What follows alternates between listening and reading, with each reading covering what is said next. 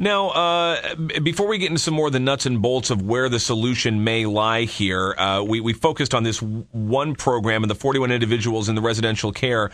But overall, for the Hope Institute and for your operations here in Springfield, what do these cutbacks mean? Are you looking at staff reductions? Are you looking at reductions in other services? How dramatically different would the Hope Institute here in Springfield be if all of these cuts are implemented as opposed to what's happening currently? If the budget is not fixed, if the budget is not amended, we'll see significant changes. We met with all of our staff. We have over 500 employees in Sangamon County. We met with all of the staff on Tuesday to share with them what might happen, but we're looking at a potential closure of our campus residential services, the classrooms for which serve those children during the day, closure of community homes, the closure of the Autism Program of Illinois, which has 27 nonprofit providers working together with 4 universities serving 16,000 children a year. We're talking about shutting down services beginning July 1st in the Autism Program. We're talking about shutting down services beginning October 1st for the most critically impaired children. And we're looking at a 40% cut in the residential services that we provide across the community. All of this to say that we would see Hope emerge as a significantly different organization, not providing services to the children that are most impaired. And how many staff do you estimate would lose their jobs at Hope Institute just here in Sangamon County if all this were to come to pass? We're in the process of assessing that right now. We do have about 520 staff, but we're looking at significant budget cuts, and we're in the process of determining how many staff that would be. And I do not yet have a number because the information is changing, not just day to day, Jim, but a lot of times hour to hour. So we're trying to keep track of it all, and we're doing our best to put together a plan to share with our board of directors. Is the only solution here a tax increase? As you were talking to these lawmakers, local lawmakers, and as you're talking to the governor's office, et cetera, are there any other alternatives that might be more politically palatable and might spare some of this outcome? There are, and I'd like to highlight a bill that Rich Brower submitted and passed this session that now sits on the governor's desk.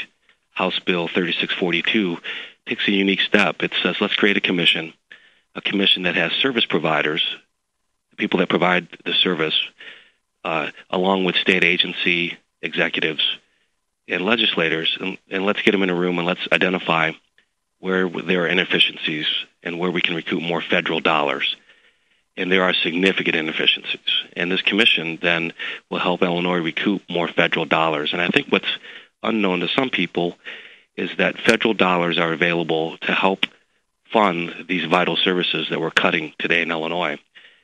Those federal dollars that are available are not being recouped to the level they should be. So Illinois is missing out. There's money on the table that Illinois is not using. So your tax dollar that you pay to the federal government, Jim, and mine, is going to help people in other states because they're receiving those dollars. Certainly Illinois recoups Medicaid dollars, but there is more money. And one example is our 41 children in that program, we're not receiving the Medicaid match for them. Although for the last 15 months, we've been demonstrating a plan that would achieve Medicaid match.